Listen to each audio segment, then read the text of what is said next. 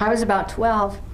And and since I was raised in Salt Lake, I used to go up into the mountains by myself because my dad wanted a boy, and so he pretty much let me do whatever I wanted. And what I wanted was to go off up in the mountains by myself. And I had this one peak that I wanted to climb. But you know, when you're in the valley looking up at the mountains, they don't look the same as they do when you get up there. You know, there's like a lot of valleys that you don't see from down below. But I was determined to get to this one peak. So, and you know, I'd get up at like 4:30 in the morning and I'd trot off up there. And, which of course you should never do by yourself, but I did anyway. So, I had gotten to this one peak, and all of a sudden I realized I don't have a path down. Oh, no.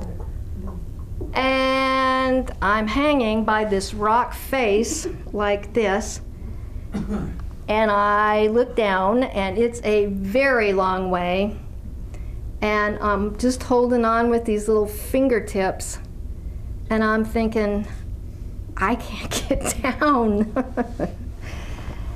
And then I remember just kind of laying there with my face against the rock, and the sun was shining by then. It was shining on the rock, and I could hear some birds, and the valley is way below, and it was the most incredibly beautiful, most incredibly peaceful moment of my life. And in that peace, in that grace, I realized that if I let go of the rock and just slid a little way down, there was a foothold. And so I did, and obviously successfully. So those little moments of grace, even though, and of course I didn't have the word grace, what did I know from grace? But those little moments of grace, those little carrots come to us, those little moments of awareness, of realization, those moments of peace. They come and let us know that we're on the right path, even when we don't have the words, even if it's only in retrospect that we know.